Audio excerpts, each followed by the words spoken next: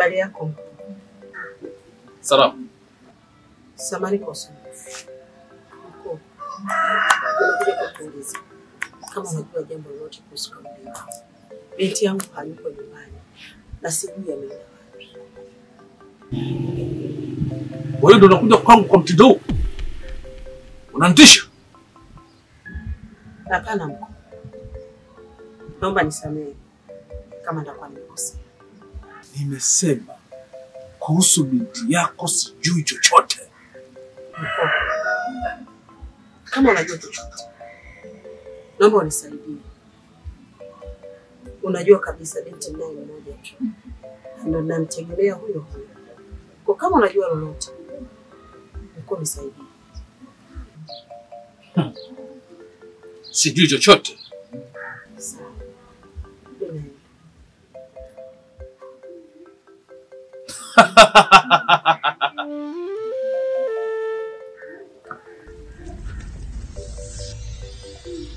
Kauli ya mkuu huwa haipingwi. Wewe weneka.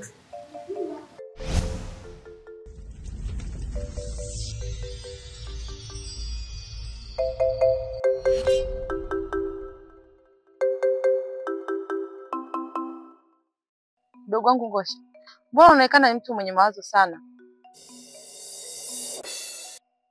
Hapana dada. Mbona mimi niko kawaida? Mdogo wangu, mimi nakujua kuanzia juu mpaka chini. Kuanzia hata maisha yetu tunavyoishi. Unakuaga ni mtu una furaha. Alafu leo nakuona una mtu mwenye mawazo kama hivyo. Alafu unaniambia hapana dada, kirahisi tu hivyo. Bado hujanidanganya. Kuna kitu tu kinakusibu. Dada, mimi niko vizuri. Unaona mpaka natabasamu. Linaonekana ndani kuna kitu. Naomba uniambie. Na mimi ndo dadako. Utamwambia mwingine nani?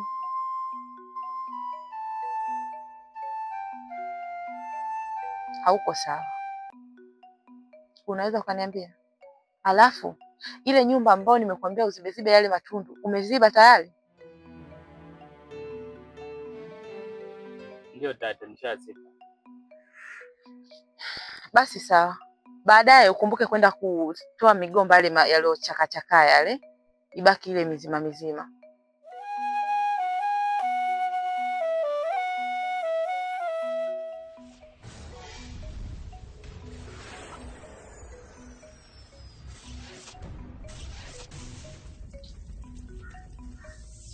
Heshima yako damu. Za utokako. Uko salama tu. Sijui nyewe hapa.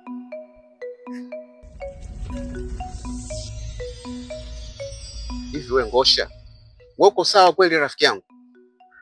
Sasa ndio nini kunikimbia ile jana tukiwa tunavua samaki pale mtoni? Kuna kitu gani cha ajabu ambacho wewe umekiona mpaka kikapelekea kukimbia, kuniacha mimi pale na samaki wote wamepotea ndani ya neti? Dada mkubwa, wewe nikwambie kitu. Unajua baada ya kuachana pale jana tulikubaliana mimi na Ngosha tunaenda kuvua samaki. Na kweli tumeelekea mtoni kuvua samaki. Lakini mimi unamshangaa. Tunavua samaki, huyu kamuona baba yangu kakimbia mbio. Mimi nikawa najiuliza anakimbia nini, labda kuna kitu ambacho amekiona, labda mnyama hatari ameona mamba ndani ya maji. Kumbe huyu anakimbia kamuona baba yangu. Hivi mdogo wangu, mbona una kitu kigumu kiasi hicho? Yaani sio muelewa. Tunakuelewesha lakini hutaki kuelewa. Unaashiria kitu gani? Ndio maana umekaa hapa una mawazo. Kumbe nini cha naongea? Yaani ndio kinachokufanya uwe na mawazo kiasi hicho? Dada, nishakwambia mimi sina mawazo, mimi niko sawa. Na kuhusu kusema kumkimbia yule mzee mimi sina imani naye kabisa. Ni mchawi. Hivi wewe Ngosha, wewe uko sawa kweli? Yaani wewe unashindwa kabisa kujitambua, kuchekecha akili yako, mtoto wa kiume mpaka mtoto wa kike huyu hapa dada mkubwa anakuelewesha kwamba hayo mambo yalikuwepo toka enzi hizo. Hizi ni taswira tu ambazo wanatumia watu, kisha mtu anakuja anafanya matukio kwa picha ya mtu, wewe unaamini kwamba ndio yule, lakini sio. Sasa wewe kitu gani ambacho unashindwa kuelewa? Mtoto wa kiume muda wote unaeleweshwa, uelewi. Mtoto wa kike anakuelewesha haya matukio kwamba yapo, wewe bado hutaki kuelewa. Unakuwa na roho ya kike ndugu yangu, shida nini?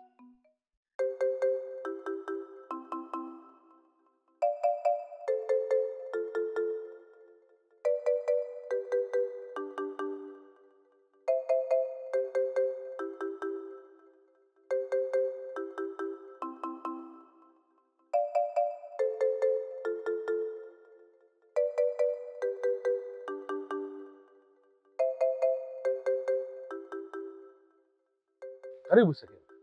Asante sana mkuu wangu.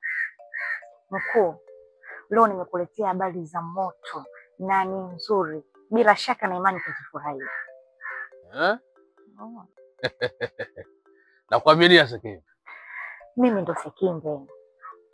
Mkuu wangu, mimi katika upelelezi wangu wote ambao nimepeleleza, nimegundua kuwa Kaundinde hayupo nyumbani kwao. Na kuondoka kwake hata mama yake hajamuaga.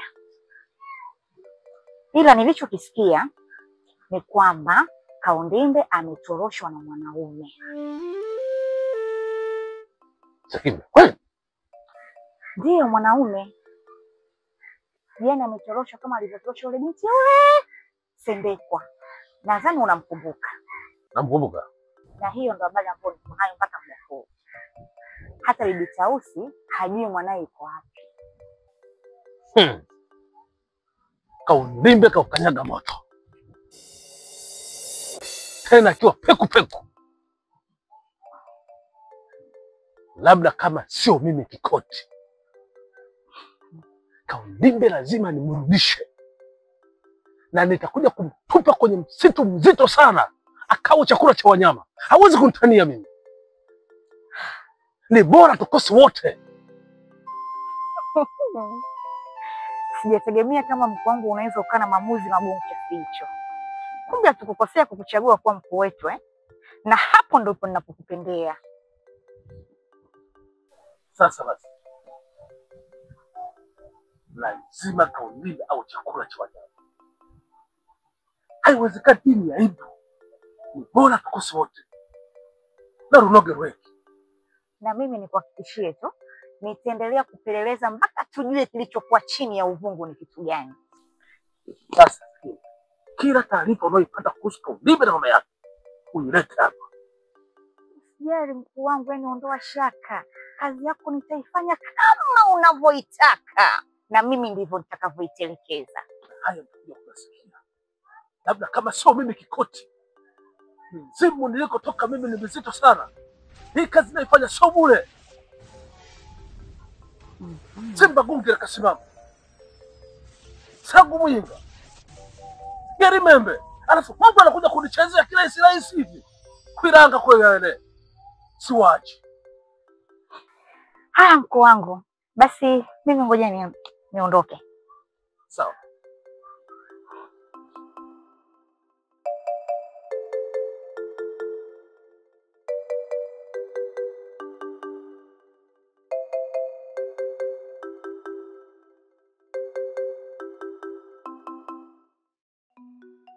Unakofikia siku, mdogo wangu hawezi kuwa mtoto wa kike tena. Ishia hapo hapo. Kadaga, naomba uondoke. Kadaga, naomba uondoke. Kadaga, usijali. Samani hata kukuambia maneno hayo makali. Mimi dada, unamwambia nini wakati ananitukana kabisa? Mimi ni mtoto wa kike. Nakuomba msamehe mdogo wangu.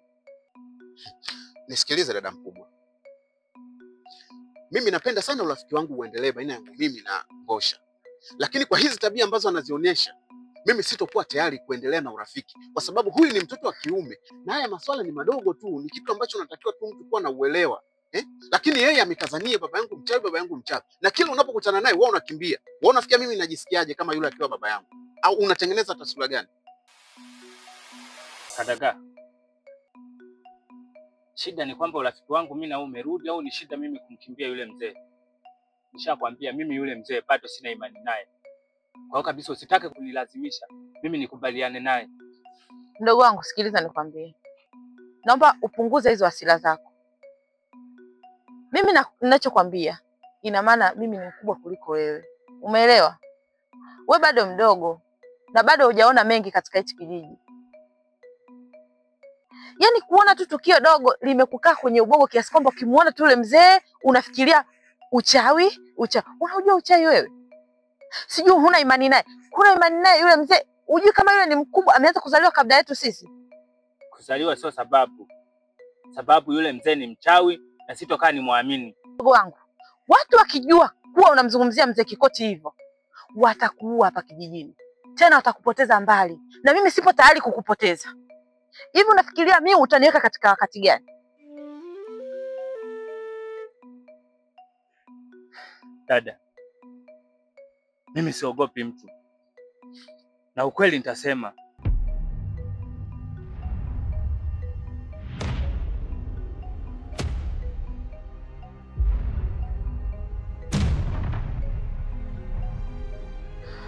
Sawa. Vizuri tena. Kwa sababu wewe uogopi na huna hofu na wakubwa, na ndio maana unaweza kuongea tu wakashifu watu wazima kwamba mchawi. Sawa. Nisikilize damu kubwa nikwambie. Mimi nilipenda sana kuendelea na urafiki na huyu Ngosha, lakini kwa halipofikia siwezi tena. Afanye maisha yake, nifanye maisha yangu. Kadaga. Na akipatwa na chochote usinishirikishe. Umeona sasa? Acha aende. Kwa mimi namuogopa. Toka hapa na wewe. Najua una hasira. Toka! Najua una hasira. Nitarudi kuongea na wewe baadaye.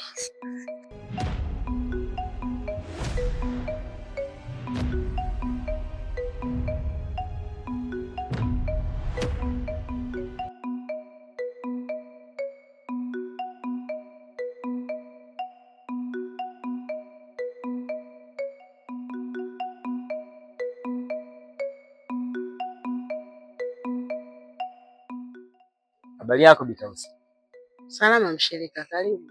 Asante. Nimekuja hapa kwako na taarifa na ujumbe maalum.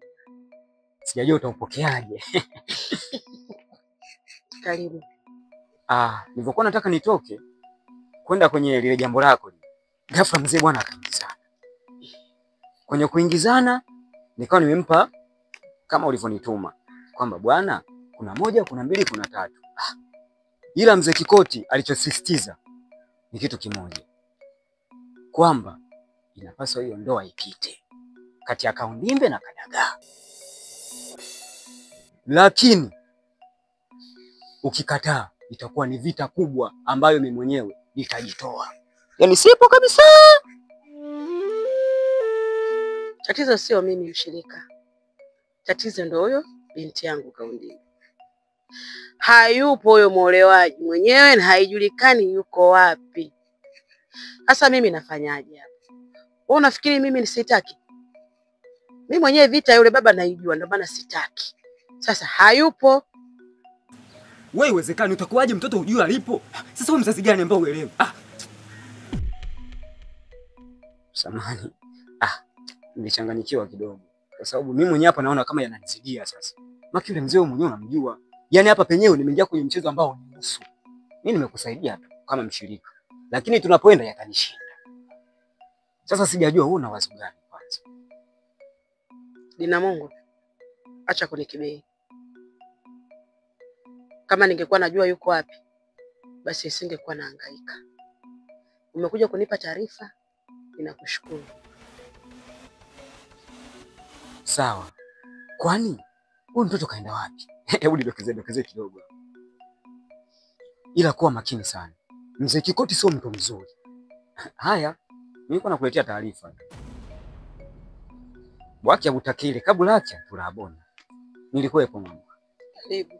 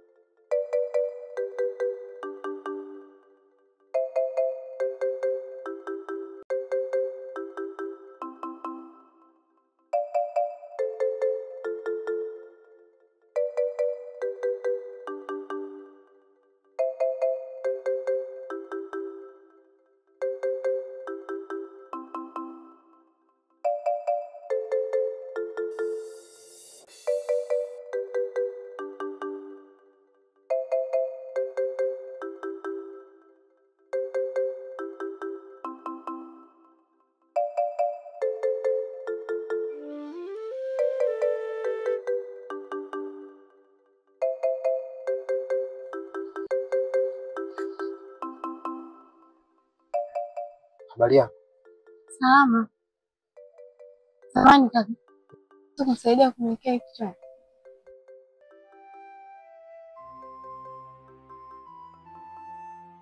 Hilo liko wewe? Ndiyo. Pole sana. Kweli ni mwanamke jasiri sana.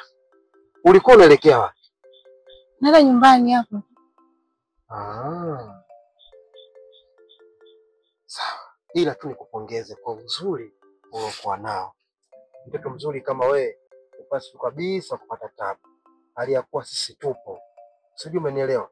Yaani kwa jinsi ulivyo, muonekano wako, rangi yako, sura yako, upaswi.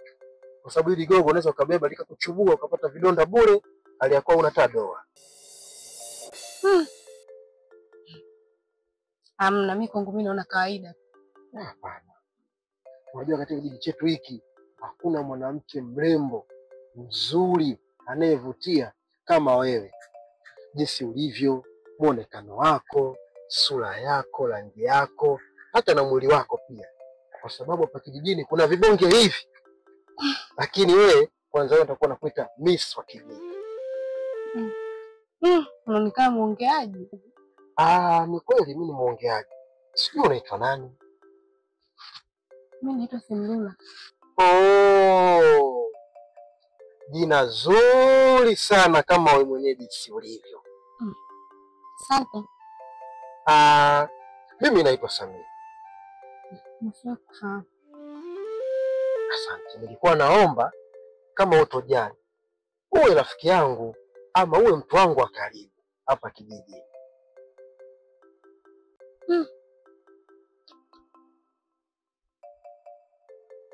Sawa. Ila nilikuwa naomba nikutoe uchafu ambapo kwenye kichwa chako ni uchafu.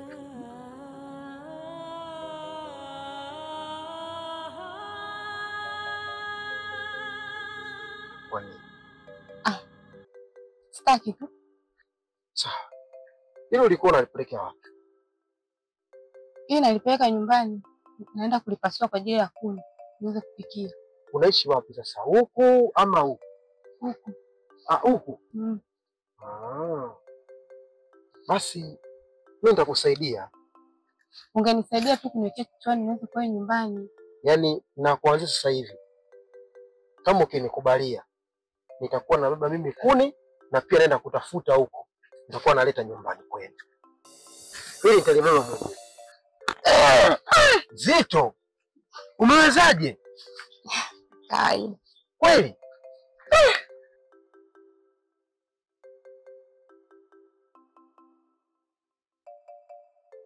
Hapana. Hili nalibeba mimi. Wewe twende. Kazi yako ni kuonesha tu njia. Sawa. Let's go.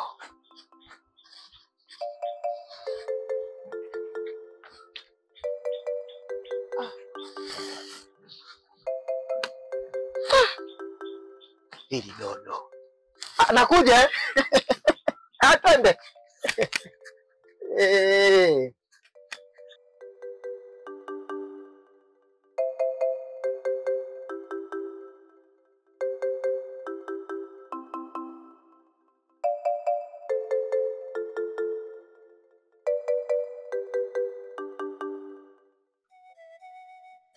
Hivi nyinyi, kuna yoyote anajua kupotea kwa Kaundimbi hapa kijijini? Hata sifahamu chochote kuhusu Kaundimbi. Maana kutoka nyumbani yenyewe ni nadra sana. Kama unavyojua kakangu ni mkali sana. Na yoyote ambaye ana hizi taarifa na afu amekaa nazo, nitampatia adhabu kali sana hapa kijijini.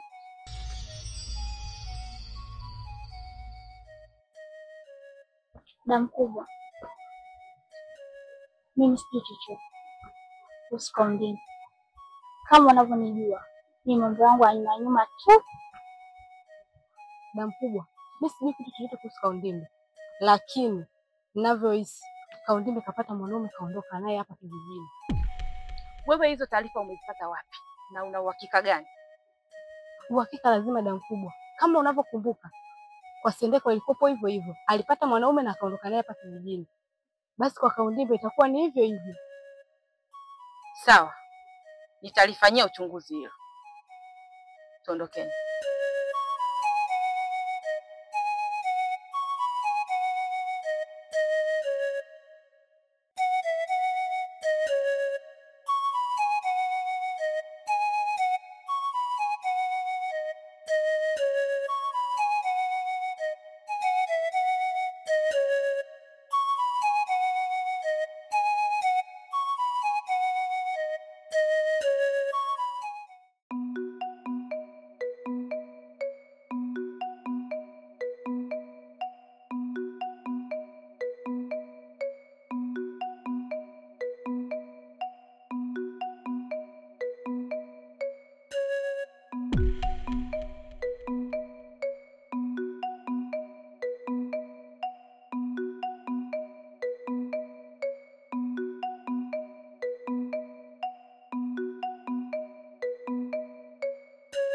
Baba.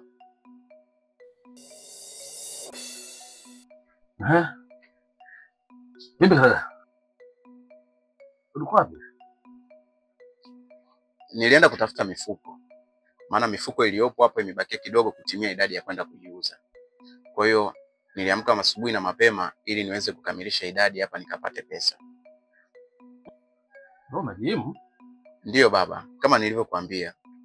Lengo ni kupata pesa.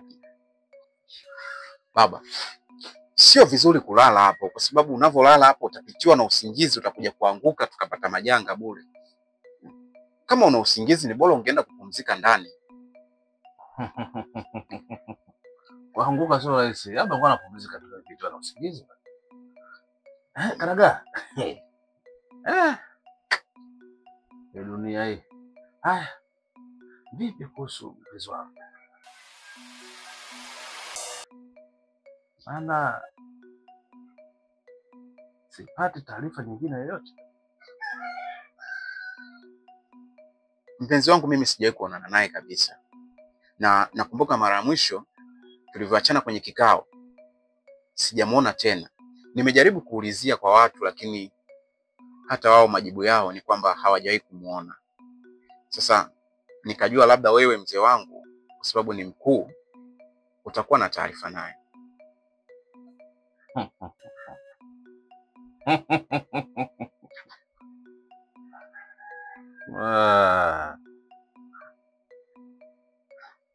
Karaga. Mimi nikushauri jambo moja. Habari ya Kaundimbi achana nayo. Baba, nawezaje kumwacha Kaundimbi japokuwa unajua ni mwanamke pekee ambaye nampenda? Au utakuwa ushafanya jambo lako? Maana sio kawaida. Na wewe huwezi kukosa taarifa za binti mdogo kama yule. Labda unajua yuko wapi. Kwa hiyo wewe Karaga, nikuuliza swali. Wewe unatamani kuona familia yetu sisi inadhalilishwa?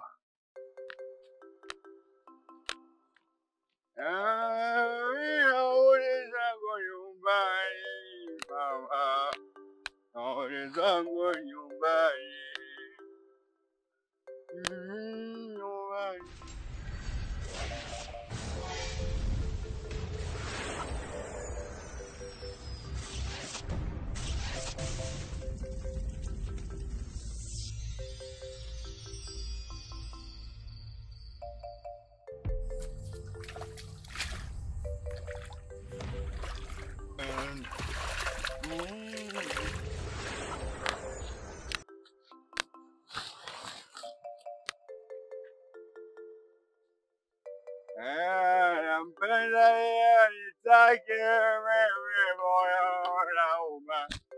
Nampenda nitake moyo unauma mimi wewe. Mwogope mtu. Naongea mtu yaani wote na sawa wote naongea. Naudi naenda nampenda nitake nampenda nitake.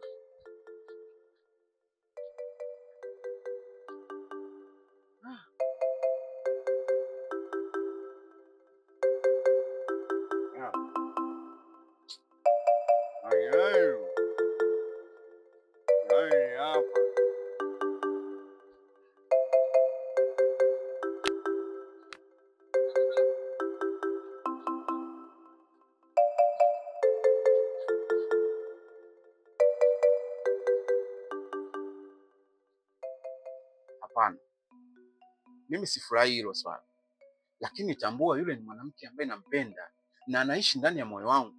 Kuna wakati mzee wangu, usitumie tu mamlaka yako au cheo ulichokuwa nacho. Hebu mambo mengine jaribu kutumia hekima na busara, kwa sababu mapenzi hayalazimishwi.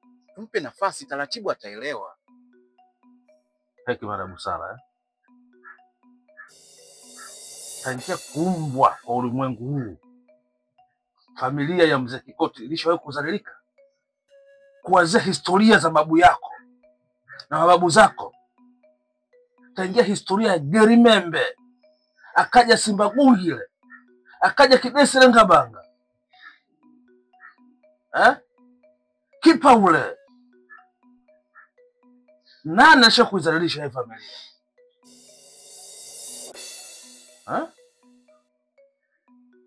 Alafu aje Kaundimbe, yeye ni nani? Achana naye, achana naye kabisa. Nakushauri utapata msichana mwingine mzuri tu, yuko binti mzuri tu anakupenda basi tu. Mimi kuna kitu nimekiona, huyo kikaa naye vizuri, huyo nahisi anaweza kawa ndio mchumba wako. Baba, mimi sidhani kama kuna binti ambaye anaweza kushika nafasi ya Kaundimbe, kwa sababu Kaundimbe ni mwanamke pekee ambaye nimempenda kutoka ndani ya moyo wangu, na sijalazimishwa na mtu yoyote yule, ila ni upendo tu ambao umetoka ndani ya moyo. Baba, hebu naomba jaribu kunielewa basi. Kalaga, isije kafika mahali ukateswa na mapenzi.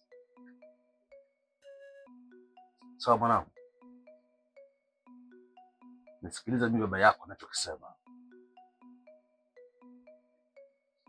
maana mimi nimetangulia kuliona jua kabla yako. Najua ninachokifanya. Sawa baba, mimi naelewa haya yote, lakini wakati mwingine jaribu kunielewa na mimi mwanao. Ndio nimeshapenda.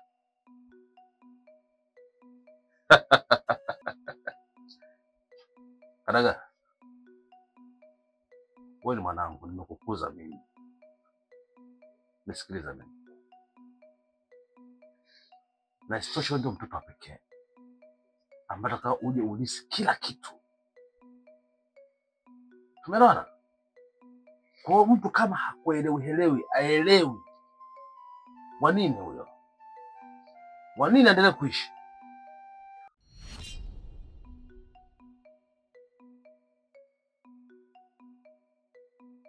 Show